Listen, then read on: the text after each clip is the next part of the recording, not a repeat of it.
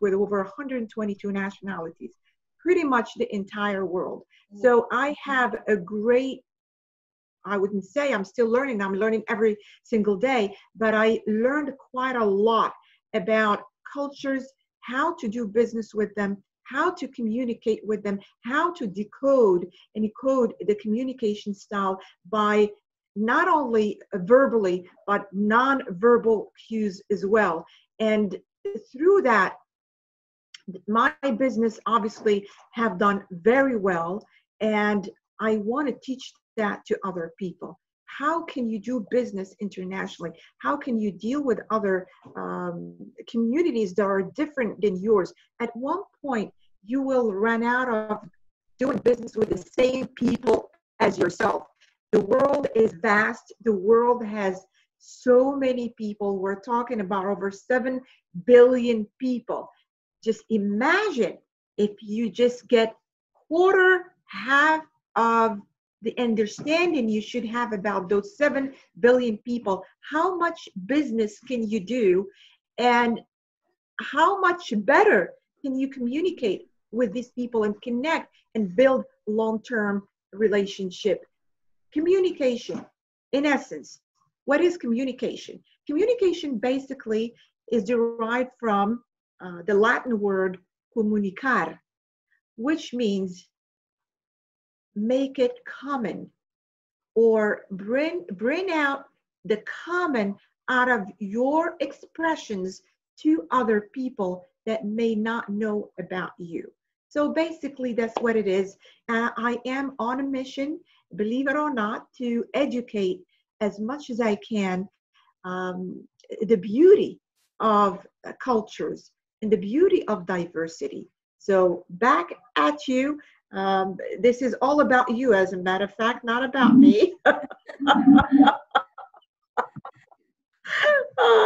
So we want to know about you in here, because we are recording this for my podcast, which has to do with culture and diversity.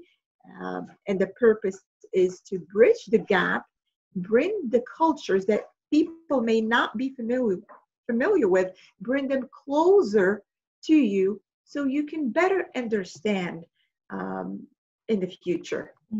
Well, I'm all yours, Monlu. You just fire me the question and I will give you the answer as best as I can. Okay, well, I will start. I really want to know, and what attracted me to you, because obviously we share a lot in common. We moved from one place to another, and we succeeded in our new environment. That takes a lot of work, courage, confidence, so on and so forth. So, Grace, tell me more about you. Okay. Yeah. So I was born and raised in a different country, in the Philippines, in the southern Philippines, actually. I'm actually very proud of my hometown. We call it the boomtown of the Philippines because it's very progressive. We have real great fishing industry over there. It's called the backdoor of the Philippines. We produce massive, massive tuna. And we've also produced one of the best sports people in the world. I don't know if you guys have heard about Manny Pacquiao.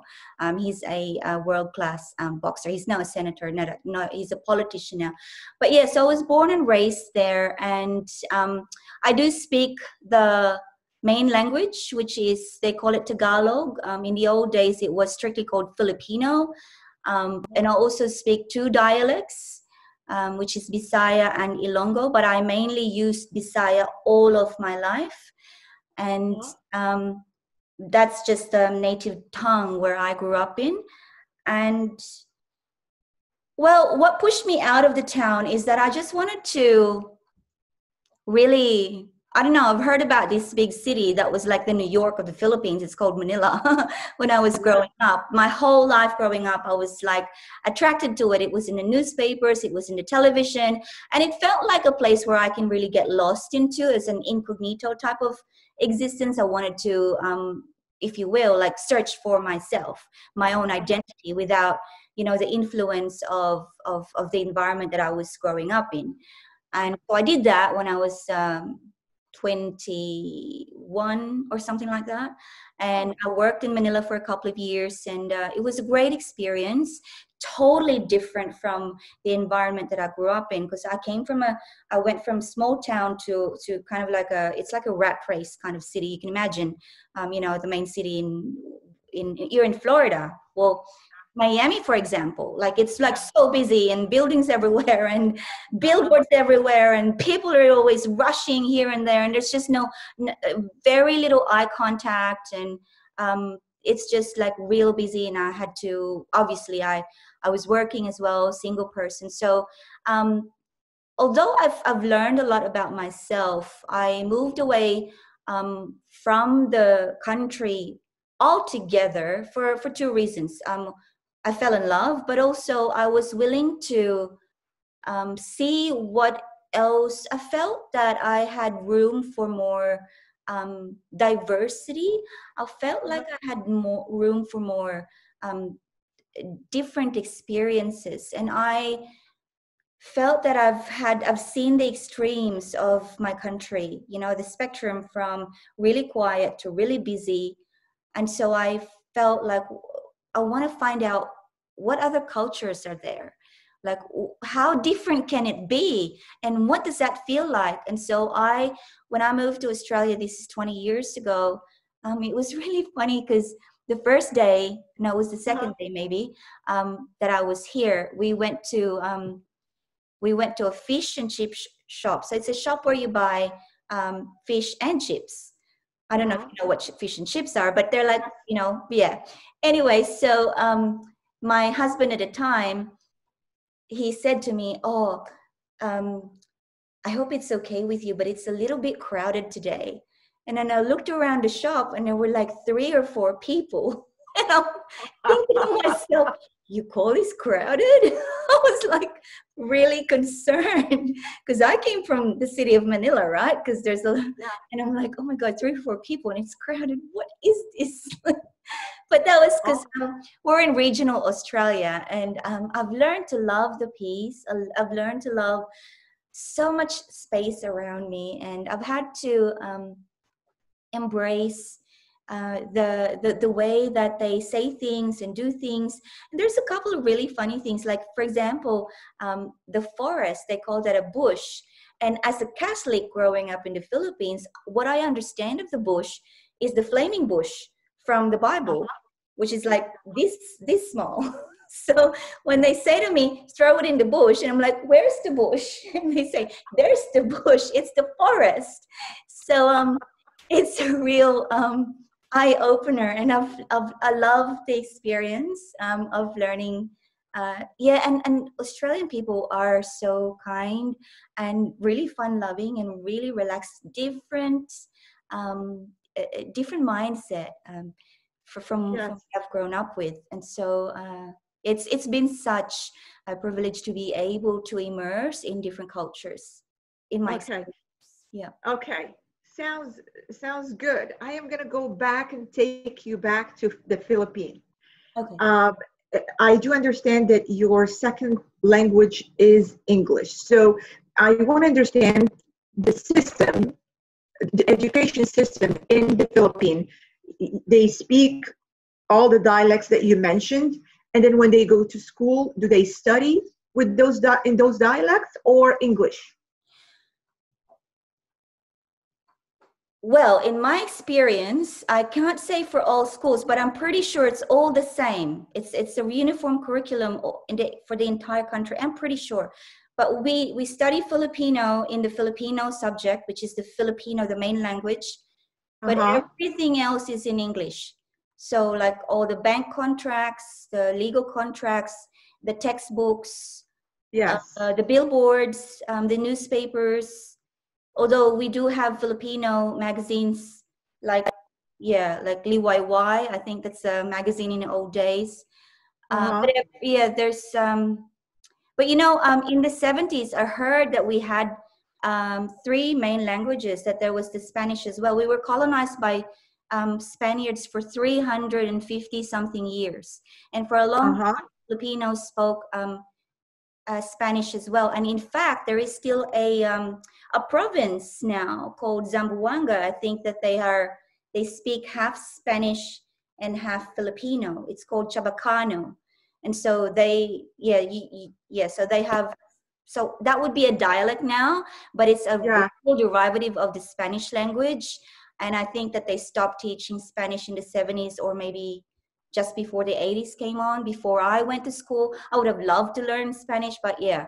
So I just grew up with English and Filipino. And it's interesting you asked me that question, Mona, because I found when I went to high school, so the Filipino subject at school would become more and more complicated. Like they give you words to study that have been used, like ancient Filipino words. And because it's not being used on a daily basis, it's difficult to apply it to the actual practical language. Like, for example, there's a word to refer for bra, and the word is salungsusu, which if you actually interpret that into English, literally it means catch the boob. But that's why it's never good to translate. I don't think we're allowed to use that here. But excuse the language. But we didn't use it. You see, we just said bra on a daily. It wasn't really our favorite subject to study anyway, unless you want to become a Filipino professor or a Filipino historian. Everything else is English. So we can assume that English is widely spoken in the Philippines, and the Filipinos are well aware of the Western lifestyle. As I know for sure, there are a lot of Westerners living in the Philippines. So have you had contact with Westerners before you moved out of the Philippines? Yes, I worked with Westerners. One of my employers was a New Zealand national, and and one of my relatives, a couple of my relatives were married to Western people, and so I wasn't. I've spoken to them before I moved to Australia. Yeah. Okay. Well. That's extremely important, because obviously there are some other places, like for me as an example, the second language is not English. So that's just one of the languages I do speak. The second language, automatically at early age, we start speaking French. So for you, it's much easier to move out of, or it was easier to move out of the Philippines to Australia, because obviously you had previous knowledge and you did study in English. Now I want to know the transition, the feeling. You moved out of your comfort zone, you moved out of your home, your family, everything that you were accustomed to, and then you are now in a new environment. I want to know the feeling. Talk to me about your feelings. Yeah. Well, first of all, it was a sensation. I landed here on a winter, and I didn't know. So this is, well, actually, I don't know. I had, for some reason, I'm not really, geography is not my forte. And at the time, for some reason, I thought Australia was somewhere next to Canada. Okay. But yeah, first of all, it was the weather. It was a little bit colder, but also I found that when it came to feelings, I found, because the people were very relaxed, very laid back, and very accepting around where I am. It was easy to adjust that way. When it comes, where I kind of struggled was with the food. I remember before I left the Philippines, my favorite fast food was KFC. And I know KFC Uh-huh. is global, but in the Philippines, KFC, we serve rice with the chicken. And Uh-huh. there's also a famous KFC brownie in the Philippines that you can order. So I came here, and because the food from the supermarket that we cook at home, they were a little bit alien and foreign to me, and I'm not used to them yet. So after about 2 weeks or so, Uh-huh. I met a friend, a Filipino friend, and she said, let's go and eat some KFC. So I was excited. It was like, finally, I can have something familiar.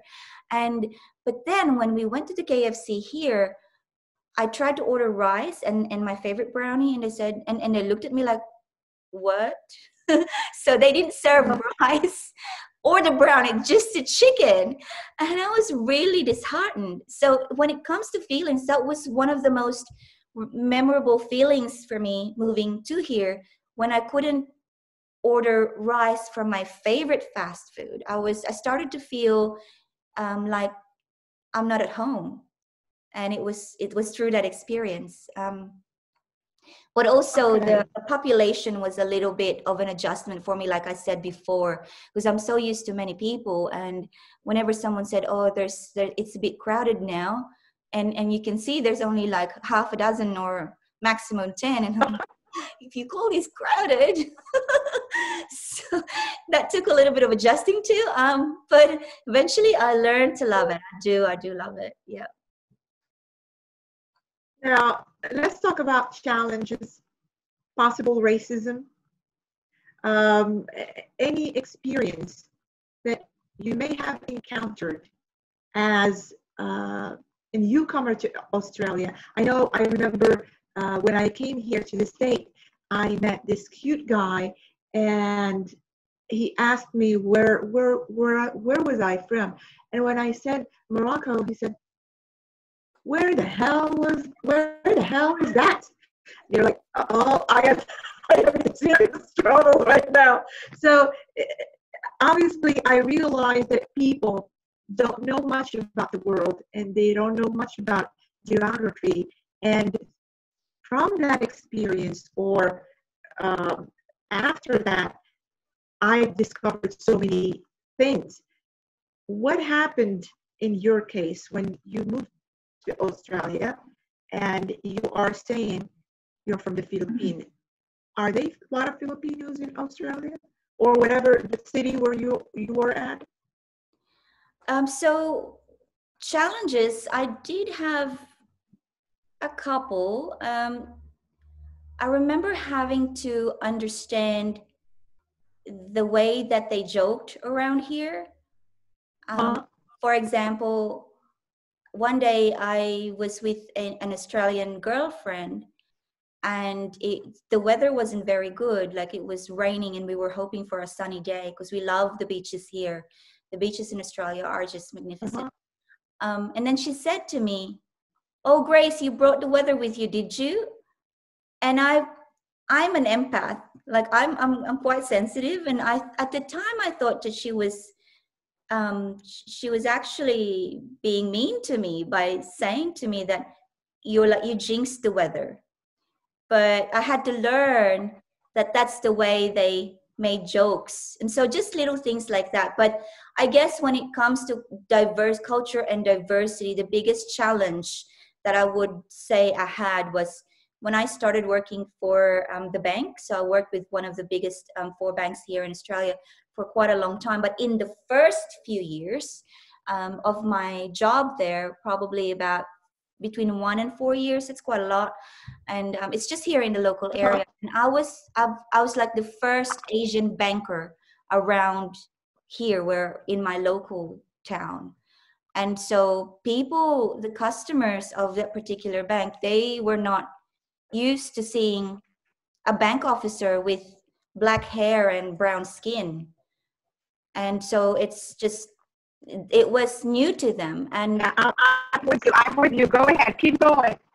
sure. So it was new to them. And what happened is that although my colleagues were very supportive, and my colleagues, it's all fine, but with the customers, Uh, um, I had different types of some are subtle with the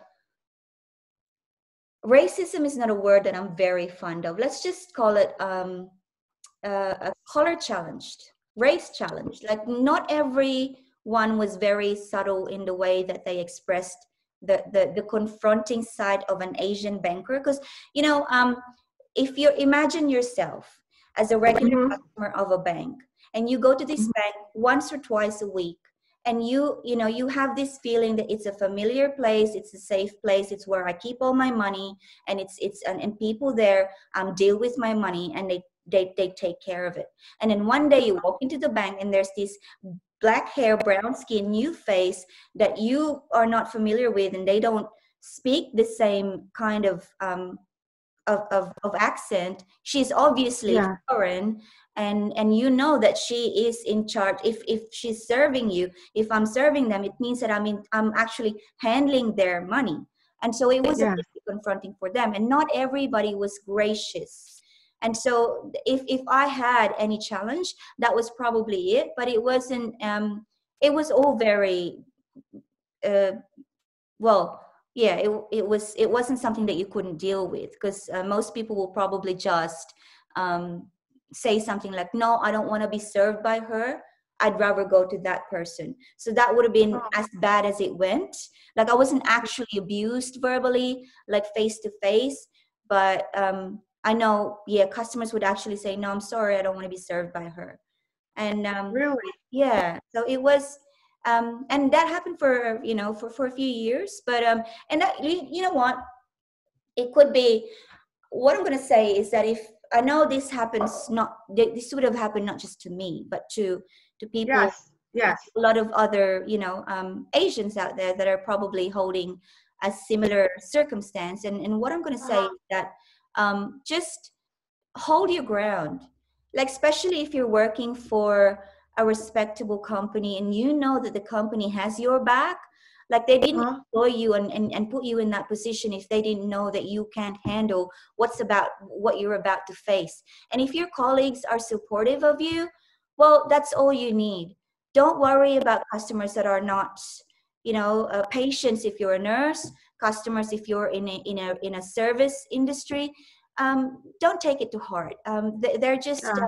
that's just their personal perspective, and all you can do is respect that, as long as they're not really verbally abusing you. And if they say, I don't want to be speaking with that person, then that's their personal prerogative. And what I can say is that hold your space. It's nothing personal. It's just a way that people, you know, hold their belief systems and feel comfortable in their environment. And you're fine, you're perfect as you are. Because what happens is that as you move through the days and the months and the years, Uh-huh. it was Hmm. just another day, and you grow into yourself. And yeah. So it's good that you said this and that you explained how it went. Now, my question, let's say someone here is listening to us and he has the same mentality as the one you described coming to the bank and treating you that way. What would you tell this person? As me tell the what would I tell the customer? Yes, let's say he's not a customer. Someone listening to us and he has the same attitude towards foreigners. Let's call them foreigners. Yes, because we are. Okay. Okay, let's call them foreigners. He has the same attitude. What would you tell them? Well, if I was in the position to say something, I'll just I'm the kind of person that actually just, I don't say anything to antagonize people, but I'll ask them a question. You know, why do you feel that way?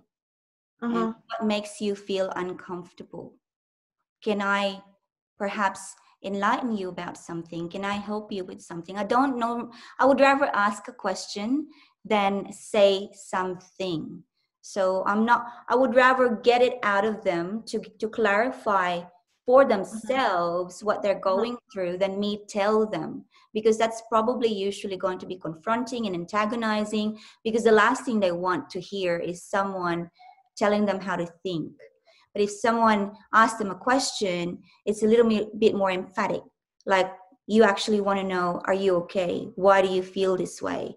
And obviously, I'm going to, after asking a couple of questions, I'm just going to say, look, we're all the same. We're all connected, especially after COVID-19.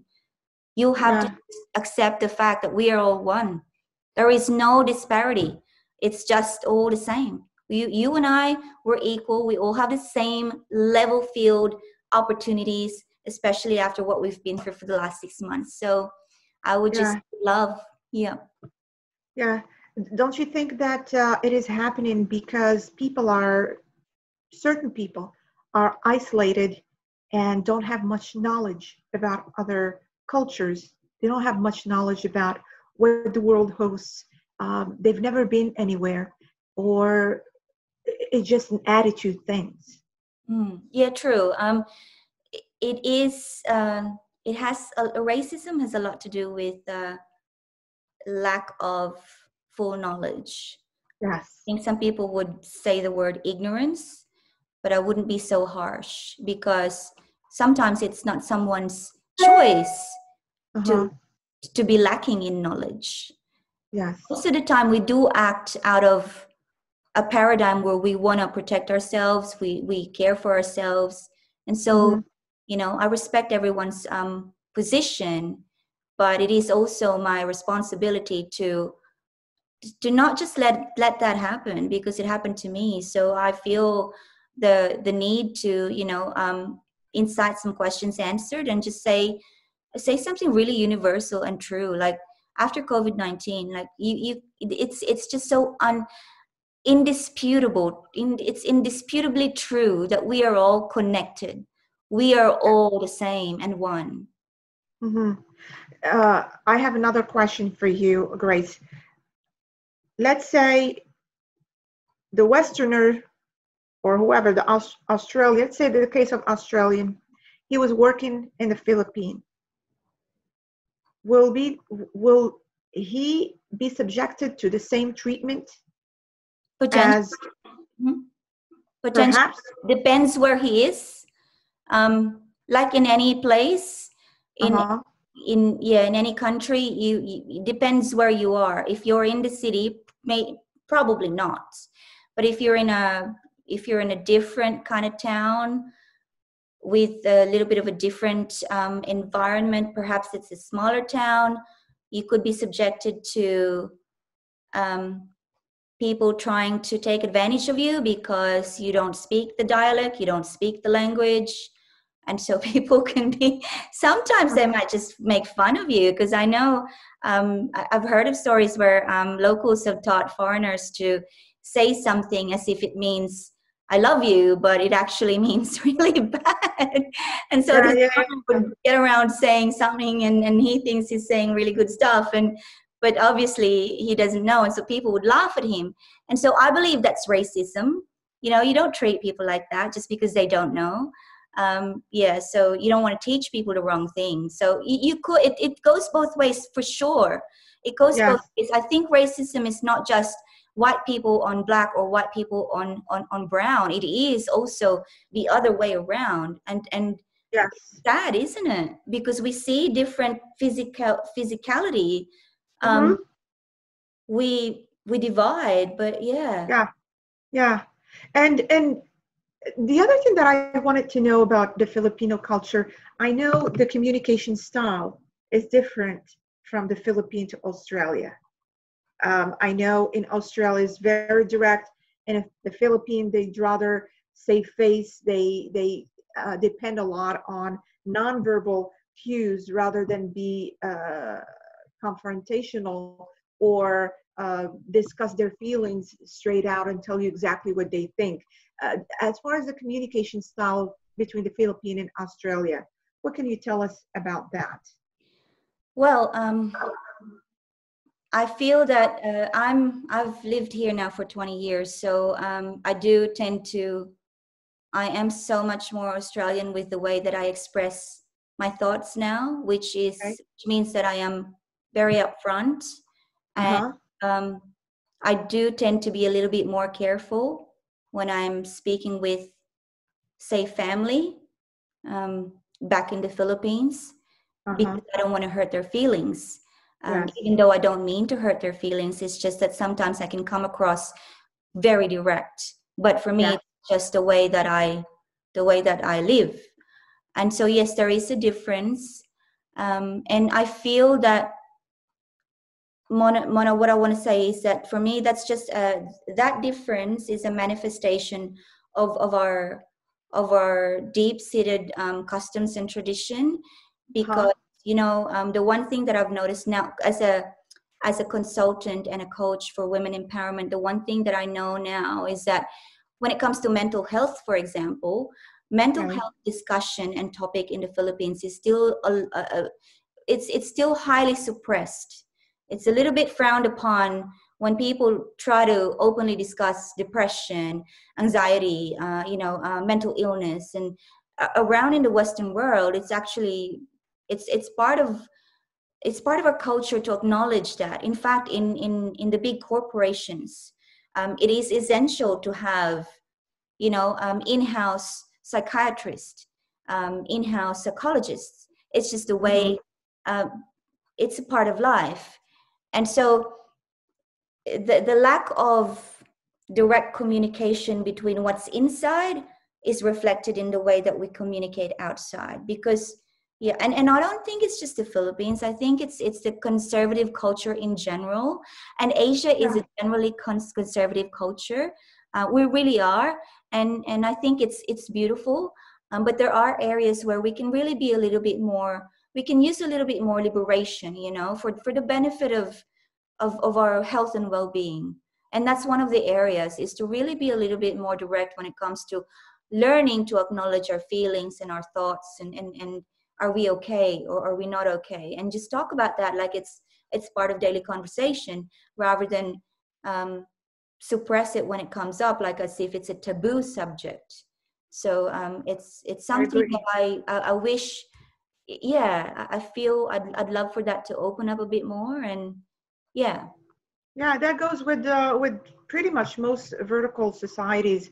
A lot of them, like you said, in Asia, even Africa, Middle East. I mean, once you are part of a certain culture, and every culture is beautiful the way it is. It's just different than other cultures, like horizontal versus vertical culture, which is very understandable. Now let's talk about business.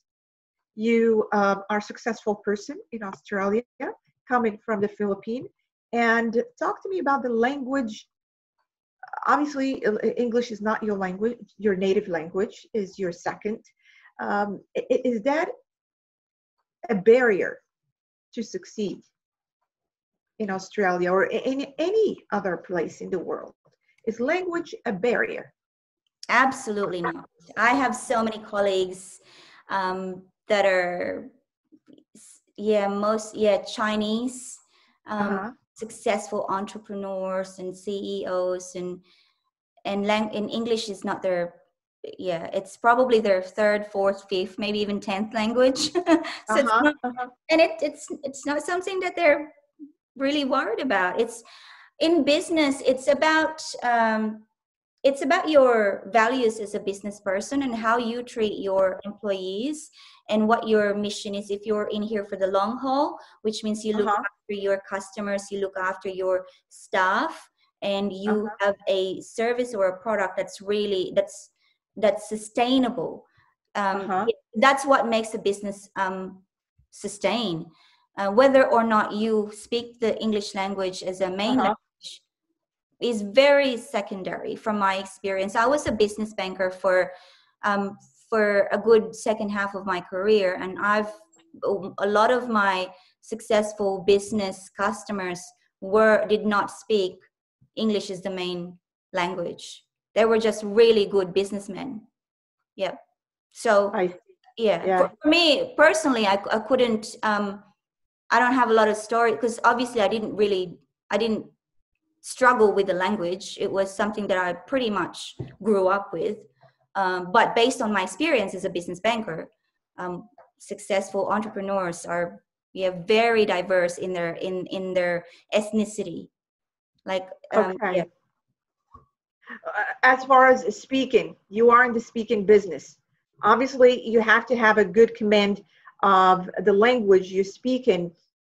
with, what would you tell people that are not native English speakers and they want to get into speaking? Yeah, great question. Everyone can be a speaker, and really, to if you want to be a speaker, chances are you feel you have a message to deliver. And so the key to speaking is honing in into your message. What do you want to speak? What do you want to speak about? Why do you think it's important? So if you go back to that story that drove that message, that defining moment, then that will be the core of your message. It doesn't matter if your English is, it's Western kind of accent or Asian kind of accent. There's a lot to public speaking than just words and content. There's nonverbal intelligence involved. The way that you pause, the way that you look your audience in the eye, the way that you deliver certain words, and the way that you show a certain particular scenario, and your passion will come across. Because okay, I guess the best way I can describe is that for those of you who've been to school, you would think about your teacher or your professor who's just giving you information. They don't really care if you're going to do anything with the information after class. They'll just tell you the information on the class. That's a teacher.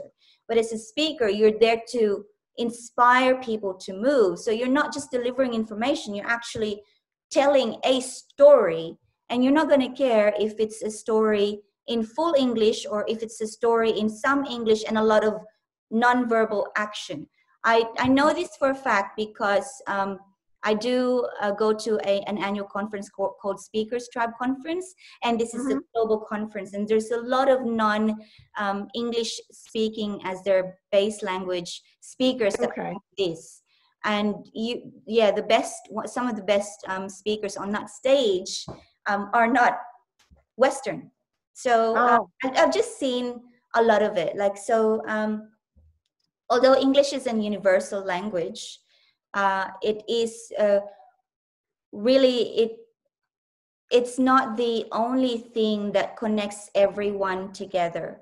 I think what connects everyone together is the stories that happen in our lives that are all the same. We all experience joy, grief, sorrow, success, failures, business, relationship. And when you have those stories and when you're willing to deliver them with vulnerability, doesn't matter if your English is, 2 out of 10 or 10 out of 10, as long as you're up there and you're giving that passion. Excellent response. I love your response, and you're absolutely right. I am going to ask perhaps the last question before I get your information if people want to get in touch with you. Let's say I want to do business in the Philippines.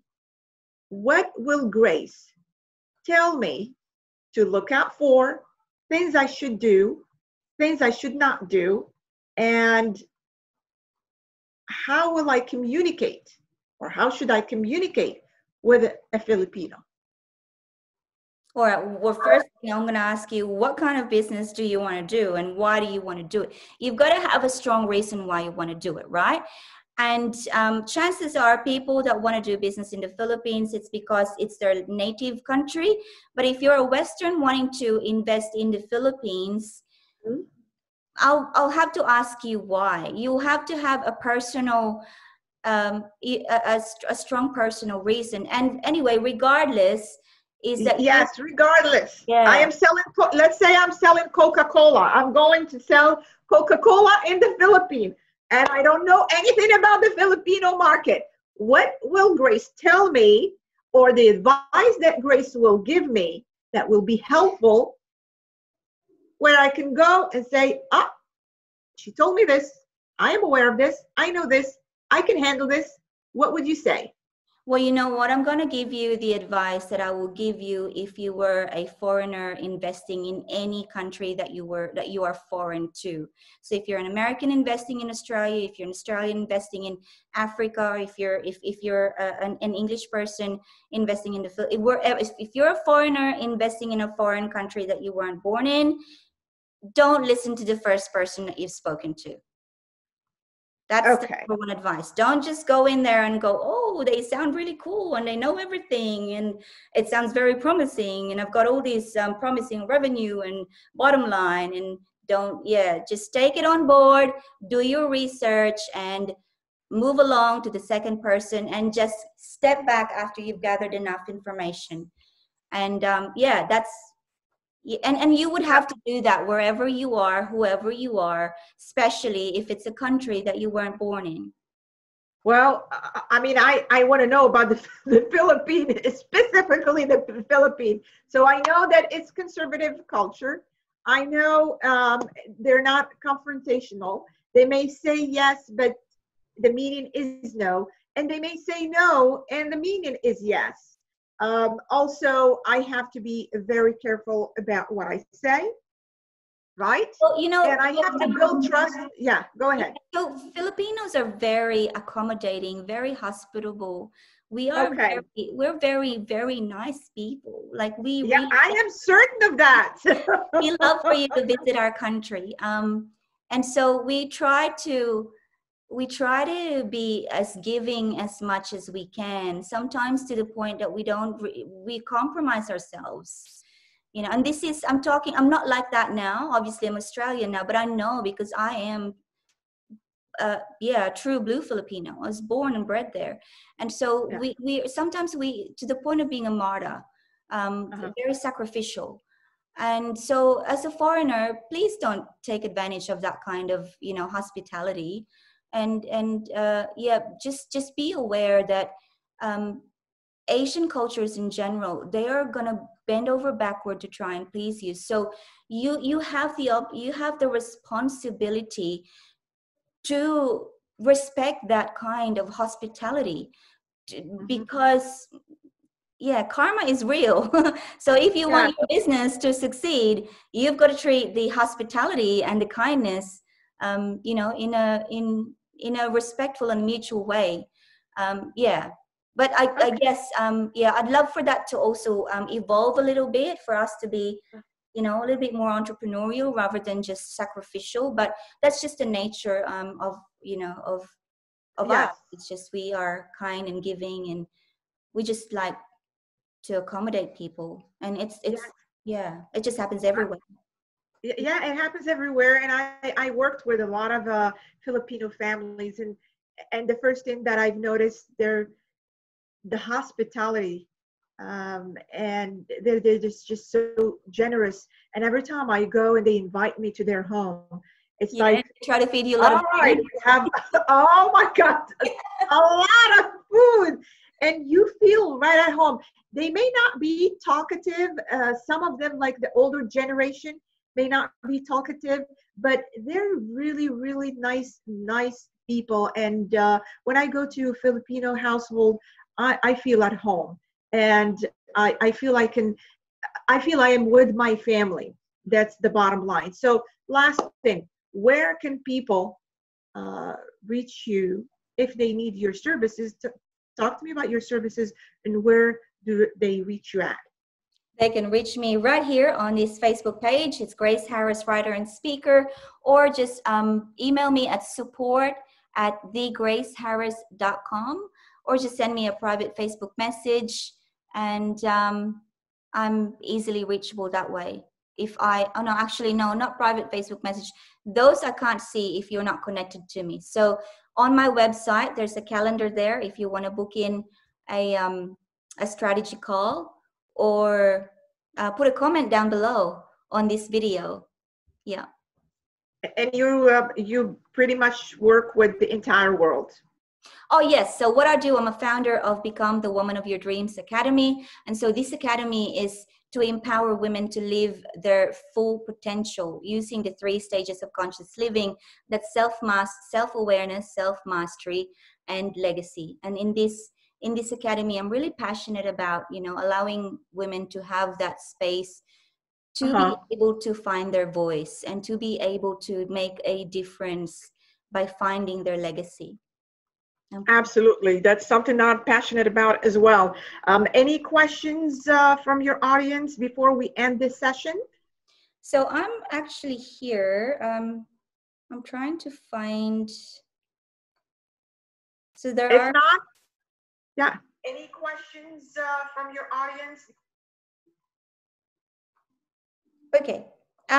No questions, but I'm Okay. seeing people. Audience, But I can't control the volume, so I better stop it.